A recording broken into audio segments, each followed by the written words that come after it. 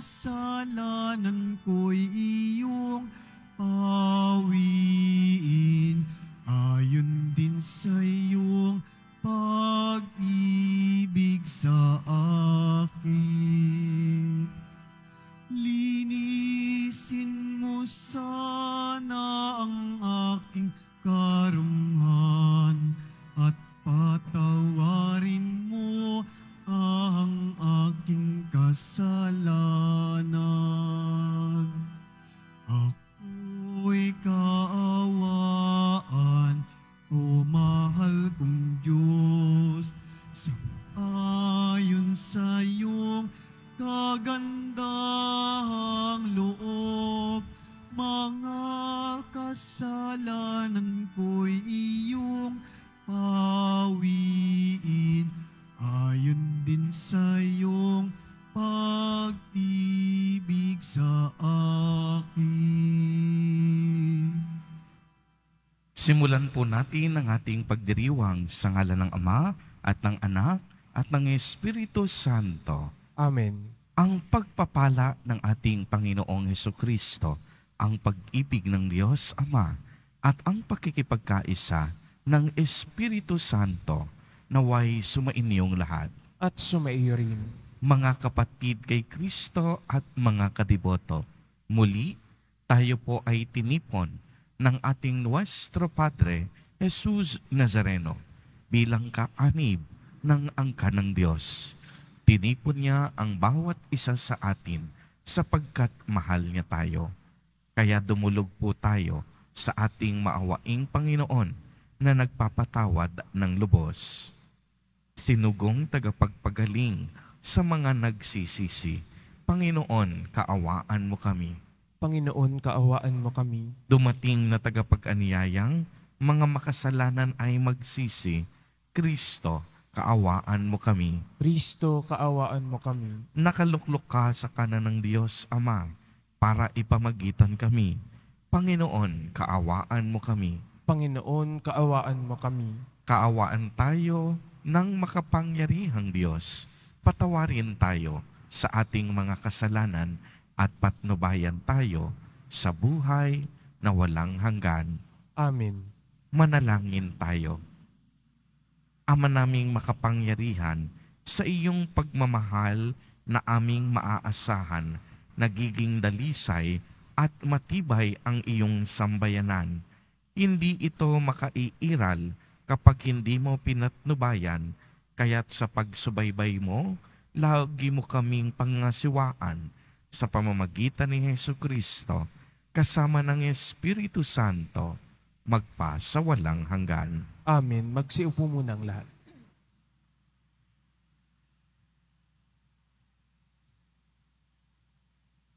Pagbasa mula sa ikalawang aklat ng mga hari.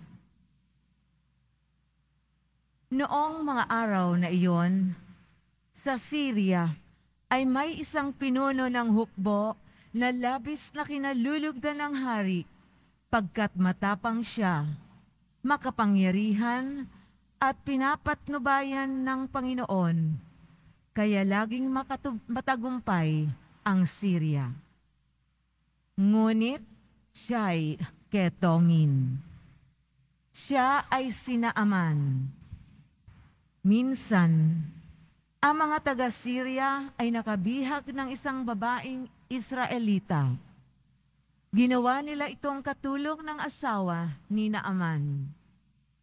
Sinabi nito sa kanyang Panginoon, "Kung ang asawa ninyo ay lalapit sa propeta sa Samaria, tiyak nagagaling siya." Ang sinabi ng Israelita ay sinabi ng babae kay Naaman. Nagpunta naman ito sa hari at ibinalita ang sinabi ng utusan sa kanyang asawa. Sinabi naman ng hari, "Pumunta ka at pagdadalang kita ng sulat sa hari ng Israel." At lumakad nga si Naaman. May dala siyang 30,000 putol na pilak, 6,000 pirasong ginto, at 10 magagarang kasuotan. Dala rin niya ang sulat para sa hari ng Israel. Anang sulat, Mahal na Haring Horam, ang may dala nito ay sina Aman na aking lingkod. Ipinakikiusap kong pagalingin mo ang kanyang ketong. Nang mabasa ito ng hari ng Israel, ginahak niya ang kanyang kasuotan at sinabi, Ako ba'y Diyos na maaaring pumatay at bumuhay? Bakit sa akin niya pinapunta ang taong ito para pagalingin sa kanyang sakit? Baka naman humahanap lang siya ng dahilan para magdigmaan kami. Nang mabalitaan ni Eliseo ang ginawa ng hari, ipinasabi niya, Bakit ninyo gagahakin ang inyong kasuotan? Sa akin ninyo siya papuntahin para malaman nilang may isang propeta rito sa Israel. Ipinasabi nga ni Haring Horam kay Naaman na ang hanapin nito'y si Eliseo. Kaya sumakay ito sa kanyang karwahe at nagpunta kay Eliseo kasama ang marami niyang kawal na kabayuhan. Ipinasabi sa kanya ni Eliseo, Pumunta ka sa Ilog Jordan. Lumubog ka ng 7 beses at mananauli sa dati ang iyong katawan. Gagaling ang iyong ketong. Nang marinig ang sinabi ni Eliseo, nagalit si Naaman at padabog na umalis. Sinabi niya, Akala ko pa na may sasalubungin niya ako. Tatayo siya ng tuwid, tatawagan ng Diyos ng Panginoon sa Ilog Jordan, at itatapat sa akin ang kanyang kamay upang ako ay gumaling. Bakit doon pa niya ako pasisisirin? Bakit hindi sa alinman sa mga ilog ng Damasco tulad ng Abana at ng Farfar? Hindi ba't mas malinis iyon kaysa alinman tubig sa Israel? Siguro na may mas madali akong gagaling kung doon ako maliligo. At galit na galit siyang umalis. Lumapit sa kanya ang kanyang mga katulong at sinabi, Panginoon, hindi ba't gagawin ninyo kahit mahirap pa riyan ang ipagawa sa inyo ng propeta? Gaano pa iyang pinaghuhugas lang niya kayo para luminis? Kaya nang mapag-isip-isip ito ni Naaman, lumusong siya sa Ilog Jordan at lumubog ng 7 ulit. At tulad ng sinabi ni Eliseo, na nauli sa dati ang kanyang katawan at kuminis ang kanyang balat tulad ng balat ng sanggol. Si Naaman at ang kanyang mga kasama ay nagbalik kay Eliseo. Sinabi niya, Ngayoy, napatunayan kong walang ibang Diyos sa ibabaw ng lupa, kundi ang Diyos ng Israel.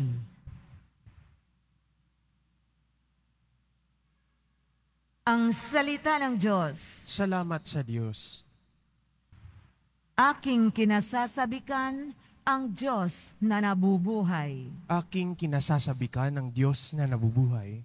Kung paanong iyong batis ang hanap ng isang usa, gayon hinahanap ang Diyos ng uhaw kong kaluluwa. Aking kinasasabikan ng Diyos na nabubuhay. Nananabik ako sa Diyos, Diyos na buhay, walang iba.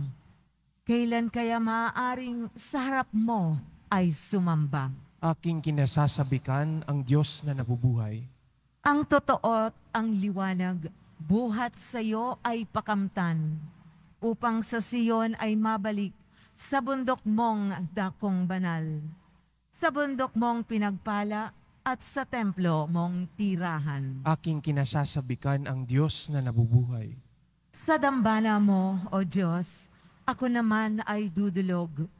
Yamang galak at ligaya ang sa aki iyong dulot. Sa saliw ng aking alpay, magpupuri akong lubos. Buong lugod na aawit ako sa Diyos na aking Diyos. Aking kinasasabikan ang Diyos na nabubuhay. Magsitayo na po ang lahat.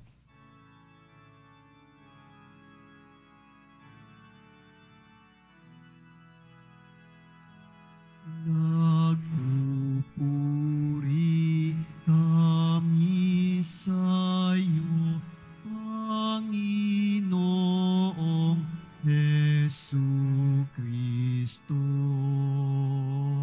Nagpupuri kami sa iyo, Panginoong Jesucristo.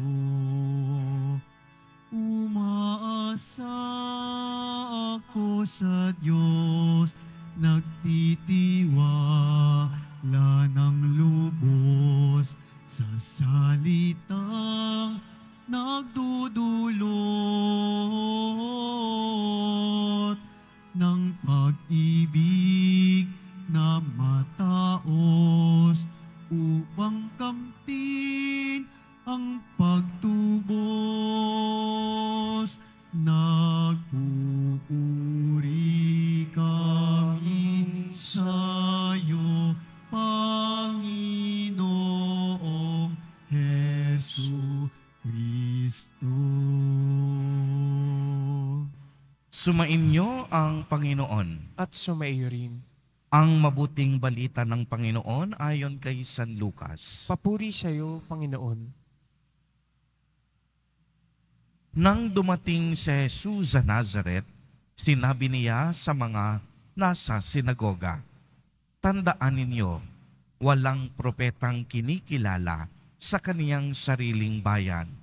Ngunit sinasabi ko sa inyo, maraming babaeng balo sa Israel noong kapanahunan ni Elias, nang hindi umulan sa loob ng 3 taot kalahati at magkakaroon ng taggutom sa buong lupain. Subalit, hindi sa kanino man sa kanila pinapunta si Elias, kundi sa isang babaeng balo sa Sarepta, sa lupain ng Sidon. Sa dinami-dami ng mga ketongin sa Israel, noong kapanahunan ni Eliseo, walang pinagaling isa man sa kanila. Si Naaman, pang taga-Syria, ang pinagaling. Galit na galit ang lahat ng nasa sinagoga nang marinig ito. Nagtindigan sila at ipinagtabuyan siyang palabas sa taluktok ng burol na kinatatayuan ng bayan upang ibulid sa bangin. Ngunit dumaan siya sa kalagitnaan nila at umalis. Ang mabuting balita ng Panginoon. Pinupuri ka namin, Panginoong Jesucristo. Magsiupo muna ang lahat. Magandang umaga po sa inyong lahat, mga kapatid kay Kristo.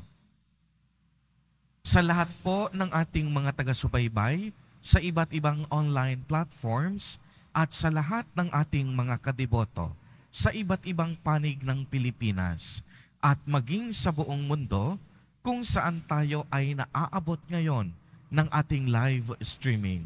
Mapayapang umaga din po sa inyong lahat.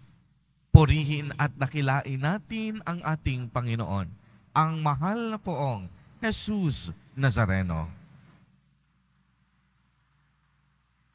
Mga kapatid kay Kristo at mga kadiboto, malugod po namin kayong tinatanggap sa Basilica Minor at Pambansang Dambana ni Jesus Nazareno. Ang unang pagbasa po natin mula sa araw na ito ay ang pagtatagpo ni Eliseo kay Naaman. Si Naaman na bagamat hintil ay tinuturing ng mga Hudyo na walang makakamit na kaligtasan. Kung mapapansin natin, ang mga Samaritano para sa mga Hudyo ay hindi rin magkakamit ng kaligtasan. Kaya naman, dahil sa lakas ng loob ng kaniyang mga alipin, sinunod ni Naaman ang utos ni Propeta Eliseo. At dahil dito, gumaling ang kaniyang karamdamang ketong. Ibig sabihin nito, si Naaman na isang hintil at hindi isang Hudyo ay binayayaan ng Diyos ng isang pagpapala at paggaling. Ang ganitong pangyayari ang nais ipaliwanag ni Jesus Nazareno sa ating ebanghelyo. Para sa Kanya, ang mga kababayan niya sa Nazaret ay hindi tumanggap sa Kanya. Hindi siya kinilala bilang dakilang propetang mula sa Diyos. Sabi mismo ng ating mahal na Poong Jesus Nazareno, tandaan ninyo, walang propetang kinikilala sa kaniyang sariling bayan.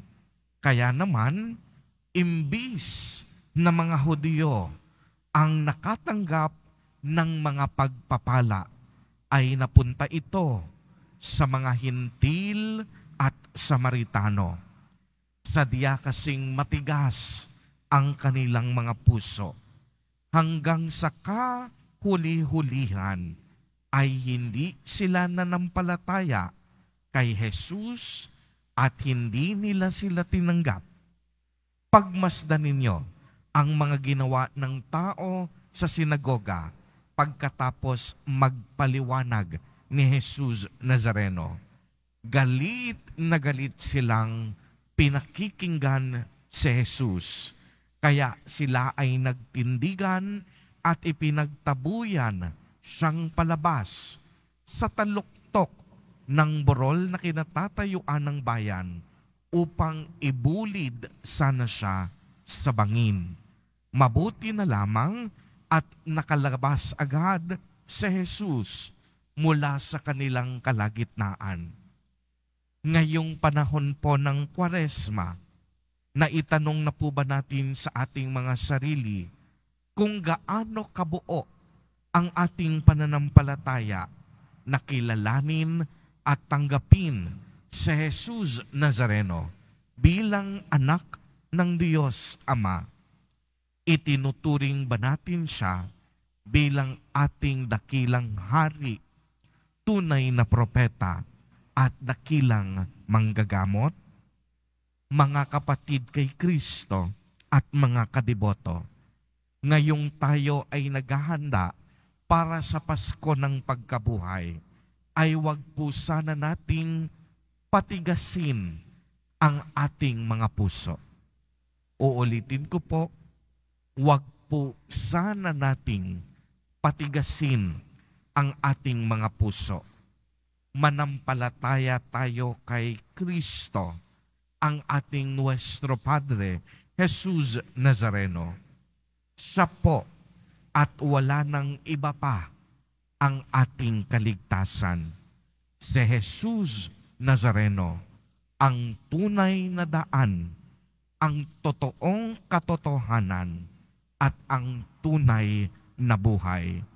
Siya po ang Diyos na mapagkumbaba at punong-puno ng awa at habag.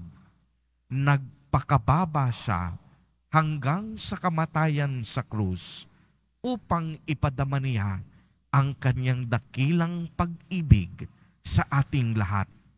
Huwag po nating patigasin ang ating kalooban kagaya ng mga ginagawa ng mga Hudyo sa ating ebanghelyo. Bagkus, buksan po natin ang ating mga puso upang maghari sa ating buhay ang nag-iisang hari at Panginoon natin, ang mahal na Poong Jesus Nazareno. Amen. Purihin at dakilain natin ang ating Panginoon, ang mahal na poong Jesus Nazareno.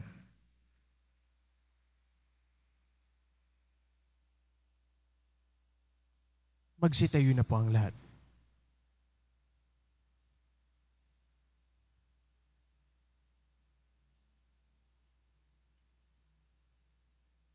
Minamahal kong mga kapatid, si Jesus ay hindi tinanggap sa kaniyang sariling bayan. May pananampalatayang tinatanggap natin siya bilang ating Panginoon na tagapagligtas. Sa bawat panalangin at kahilingan, ang atin pong itutugon, Panginoon, tulungan mo kaming magmahal ng tulad ni Jesus. Panginoon, tulungan mo kaming magmahal ng tulad ni Jesus. Ang mga pinuno ng simbahan, naway magpahayag ng salita ng Diyos na may tapang at isabuhay ito ng may paninindigan. Manalangin tayo. Panginoon, tulungan mo kaming magmahal ng tulad ni Jesus. Ang mga magulang na Kristiyano, naway maging malakas upang makasunod kay Kristo na siyang daan at ang katotohanan at ang buhay. Manalangin tayo. Panginoon, tulungan mo kaming magmahal ng tulad ni Jesus. Ang ating pagpapakasakit ngayong Kwaresma, naway gawin nating higit na bukas sa mapanligtas na pag-ibig ng Diyos. Manalangin tayo. Panginoon, tulungan mo kaming magmahal ng tulad ni Jesus. Ang mga may sakit na nahihirapan sa kanilang kalagayan, naway makita ang presensya ng Diyos sa kanilang buhay sa pamamagitan ng pangangalaga at malasakit ng kanilang mga pamilya. Manalangin tayo. Panginoon, tulungan mo kaming magmahal ng tulad ni Jesus.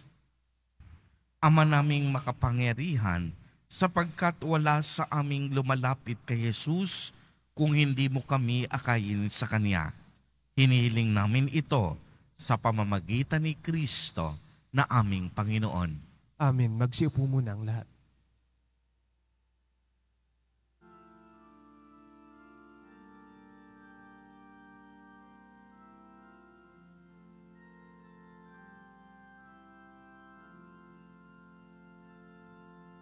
Sa pagsunod sa utos mo, nalulugod akong labis, di masukat ang galak ko, pagkat aking iniibig. Sa'yo, Ama, aming handog ang tinapay at alak na ito, handog ng iyong bayang sumasamo, humingi ng patawad mo. Magsitayo na po ang lahat. Manalangin kayo mga kapatid upang ang paghahain natin ay kalugdan ng Diyos amang makapangyarihan. Tanggapin nawa ng Panginoon itong paghahain sa iyong mga kamay, sa kapurihan niya at karangalan sa ating kapakinabangan at sa buong sambayanan niyang banal. Ama naming lumikha, ang aming paglilingkod sa paghahain ngayon ay lubusin mo sa aming pakikinabang sa dulot mong kaligtasan sa pamamagitan ni Jesucristo kasama ng Espiritu Santo magpa sa walang hanggan. Amen. Sumainyo ang Panginoon. At sumaiyo rin. Itaas sa Diyos ang inyong puso at diwa. Itinaas na namin sa Panginoon. Pasalamatan natin ang Panginoong ating Diyos. Marapat na siya ay pasalamatan. Ama naming makapangyarihan, tunay ngang marapat na ikaw ay aming pasalamatan sa pamamagitan ni Jesucristo na aming Panginoon.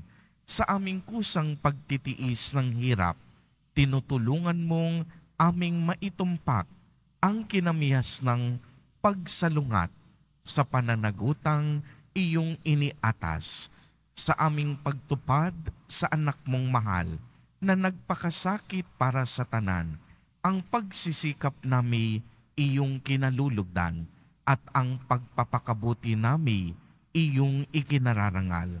Kaya kaisa ng mga anghel na nagsisiawit ng papuri sa iyo, nang walang humpay sa kalangitan, kami nagbubunyi sa iyong kadakilaan. Santo, Santo, Santo, Panginoong Diyos ng mga hukbo, napupuno ang langit at lupa ng kadakilaan mo, o sana sa kaitaasan. Pinagpala ang naparirito sa ngalan ng Panginoon, o sana sa kaitaasan. Magsiluhod po ang lahat.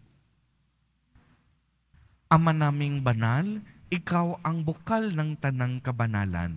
Kaya't sa pamamagitan ng iyong Espiritu, ay gawin mo pong banal ang mga kaloob na ito upang para sa amin ay maging katawan at dugo ng aming Panginoong Hesukristo.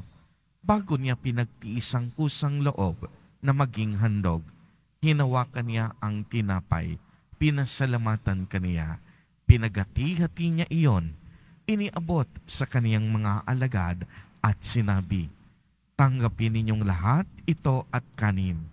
Ito ang aking katawan na ihahandog para sa inyo."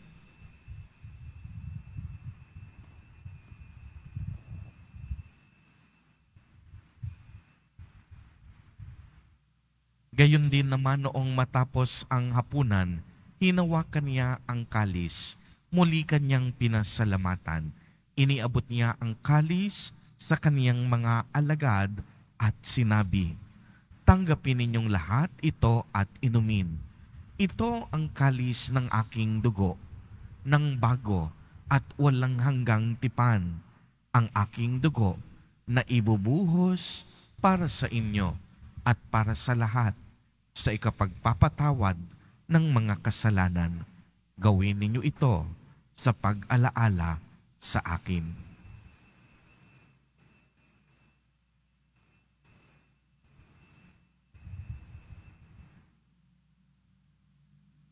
Magsitayo na po ang lahat. Ipagbunyi natin ang misteryo ng pananampalataya. Si Kristo'y namatay, si Kristo'y nabuhay, si Kristo'y babalik sa wakas ng panahon. Ama, ginagawa po namin ngayon ang pag-alaala sa pagkamatay at muling pagkabuhay ng iyong anak. Kaya't iniaalay namin sa iyo ang tinapay na nagbibigay buhay at ang kalis na nagkakaloob ng kaligtasan. Kami po'y nagpapasalamat dahil kami iyong minarapat na tumayo sa harap mo para maglingkod sa iyo. Isinasamo namin na kaming magsasalo-salo sa katawan at dugo ni Kristo ay mabuklod sa pagkakaisa sa pamamagitan ng Espiritu Santo. Ama, lingapin mo po ang iyong simbahang laganap sa buong daigdig. Puspusin mo kami sa pag-ibig kay isa ni Francisco na aming Santo Papa at ni Jose na aming Obispo at ng Tanang Kaparian. Alalahanin mo rin ang mga kapatid naming nahimlay nang may pag-asang sila'y muling mabubuhay, gayon din ang lahat ng mga pumanaw. Kaawaan mo po sila at patuloyin sa iyong kaliwanagan. Kaawaan mo at pagindapatin kaming lahat na makasalo sa iyong buhay na walang wakas, kaisa ng mahal na Birheng Maria na Ina ng Diyos, ng kabiyak ng puso niyang si San Jose, kaisa ng mga apostol ni San Juan Bautista, San Lorenzo Ruiz de Manila, at San Pedro Calungsod, at ng lahat ng mga banal na namuhay dito sa daigdig ng kalugod-lugod sa iyo. Maipagdiwang nawa namin ang pagpupuri sa ikararangal mo sa pamamagitan ng iyong anak na aming Panginoong Hesukristo. Sa pamamagitan ni Kristo, kasama niya at sa Kaniya, ang lahat ng parangal at papuri ay sa iyo, Diyos amang makapangyarihan, kasama ng Espiritu Santo, magpa sa walang hanggan. Amen. Sa tagubilin ng mga nakagagaling na utos at turo ni Jesus na Panginoon natin at Diyos, ipahayag po natin ng lakas loob. Ama namin, sumasalangit ka. Sambahin ang ngalan mo, mapasa amin ang kaharian mo, sundin ang loob mo dito sa lupa para ng sa langit. Bigyan mo kami ngayon ng aming kakanin sa araw-araw at patawarin mo kami sa aming mga sala para ng pagpapatawad namin sa nagkakasala sa amin at huwag mo kaming ipahintulot sa tukso at iadya mo kami sa lahat ng masama. Hinihiling namin na kami iadya sa lahat ng masama, pagkalooban ng kapayapaan araw-araw, iligtas sa kasalanan at ilayo sa lahat ng kapahamakan, samantalang aming pinananabikan ang dakilang araw ng pagpapahayag ng tagapagligtas naming si Hesu Kristo. Sapagkat iyo ang kaharian at ang kapangyarihan at ang kapurihan magpakailanman. Amen. Panginoong Hesu Kristo, sinabi mo sa iyong mga apostol, kapayapaan ang iniiwan ko sa inyo. Ang aking kapayapaan ang ibinibigay ko sa inyo.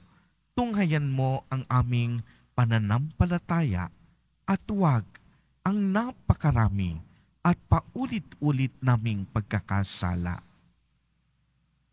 Pagkalooban mo po kami ng kapayapaan at pagkakaisa ayon sa iyong kalooban, kasama ng Espiritu Santo, magpa sa walang hanggan. Amen. Ang kapayapaan ng Panginoon ay laging sumainyo. At sumaiyo rin. Magbigayan po tayo ng kapayapaan sa isa't isa.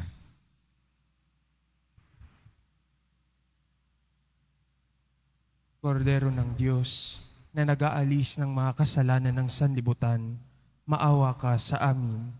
Kordero ng Diyos na nag-aalis ng mga kasalanan ng sanlibutan, maawa ka sa amin. Kordero ng Diyos na nag-aalis ng mga kasalanan ng sanlibutan, ipagkaloob mo sa amin ang kapayapaan. Magsiluhod po ang lahat.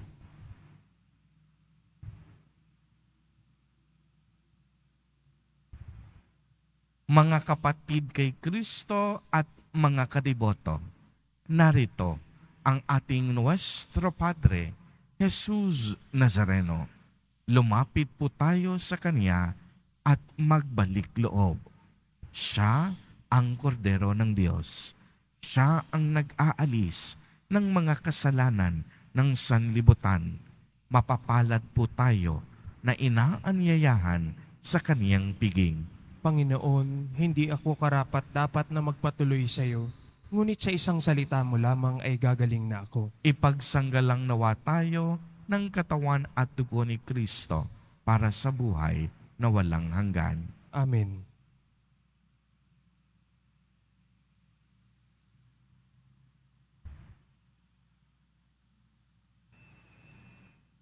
Para sa lahat ng tatanggap ng banal na komunyon, sasagot po tayo ng amen pagkasabi ng pari o ng lay minister ng katawan ni Kristo at isubo agad sa bibig bago umalis sa harapan ng pari o lay minister. Sumunod po tayo. Maraming salamat po.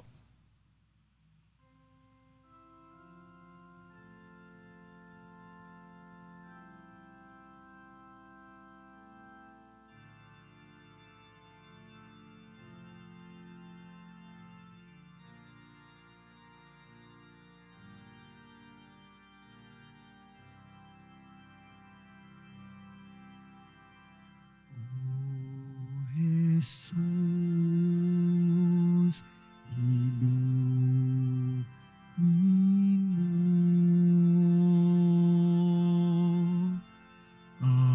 aking sugatang puso ng aking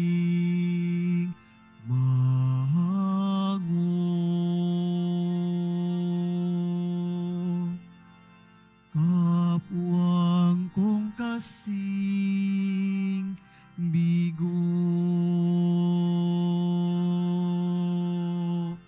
hapit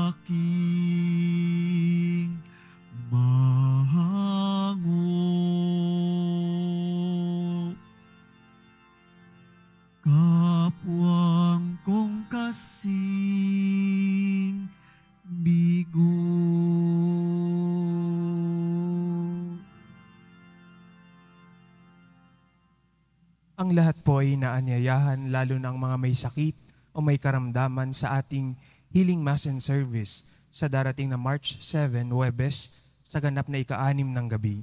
Makiisa po tayo. Ang lahat po ay inaanyayahan, lalo na po ang ating mga ministry-mandated organization, HDN at iba pang grupo o samahan ng ating simbahan sa ating ika-4 at huling Lenten Recollection sa darating na March 5, Martes, sa ganap na ika-7 ng gabi dito sa ating simbahan. Ang ating tagapagsalita sa araw na ito ay si Reverend Father Daniel Estacio, resident priest ng Immaculate Conception Cathedral, Diocese of Pasig, na may temang Poong Jesus Nazareno sa Mukha ng Kapwa, Series 4, Kabataan. Inihahandog po ng simbahan ng Quiapo ang Nazareno Medallion. Ito po ay nagkakahalaga ng 20 pesos at mabibili sa ating Parish Finance Office. Ang Nazareno Medallion tuwing Biyernes at Linggo ay mabibili rin sa mga booth o tent sa may BPI Quezon Boulevard o sa Benedict Building Ground Floor, Evangelista Street, mula alas 7 ng umaga hanggang alas 6 ng gabi. Mabibili pa rin po ang ating opisyal na imahe ni Jesus Nazareno. Ang large size ay nagkakahalaga ng 2,500, ang medium size ay 1,000, at ang small size ay 600 pesos. Ang mga ito po ay mabibili lamang sa ating Parish Finance Office. Ang mga oras ng ating Finance Office, tuwing Lunes hanggang Huwebes at Sabado ay alas 8 ng umaga hanggang alas 4:45 ng hapon. Tuwing Biyernes at Linggo alas 7 ng umaga hanggang alas 6:45 ng gabi. Ang malilikom po ng pondo ay gagamitin sa pagsasaayos ng ating Adoration Chapel at Baptistry. Maraming salamat po. Pagkatapos ng misa, wiwisikan po ang lahat ng banal na tubig. Pinakikiusapan ng lahat na manatili lamang muna sa inyong mga lugar. Tanging sa Quezon Boulevard o sa Plaza San Juan lamang ang labasan ng lahat. Sumunod po tayo. Maraming salamat po sa inyong pagdalaw at pagsisimba sa Basilica Menor at Pambansang Dambana ni Jesus Nazareno. Magsitayo na po ang lahat. Manalangin tayo. Ama naming mapagmahal, ang pagsasalo namin sa banal na pakikinabang ay maglulot nawa ng kadalisayan at magkaloob ng kapayapaan sa pamamagitan ni Jesucristo kasama ng Espiritu Santo magpasawalang hanggan. Amen. Sumainyo ang Panginoon. At sumaiyo rin. Pagbabasbas. Mahal na Poong Jesus Nazareno, inihayag mo sa pamamagitan ng krus ang walang maliw na pag-ibig ng Diyos sa sangkatauhan.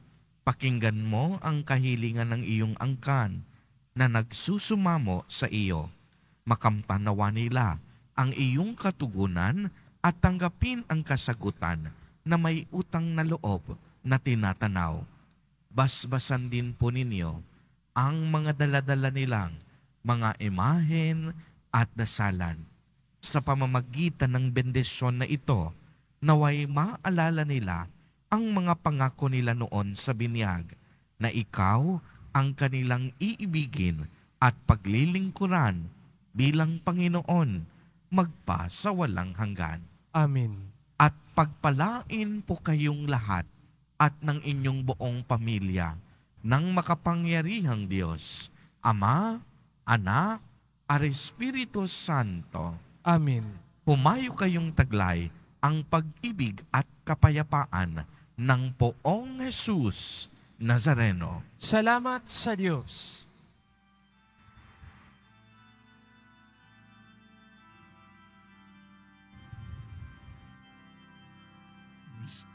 Padre Jesus Nazareno, sinasamba ka namin. Pinipinto ka namin. Aral mo ang aming buhay at kaligtasan. Nuestro Padre Jesus Nazareno, iligtas mo kami sa kasalanan.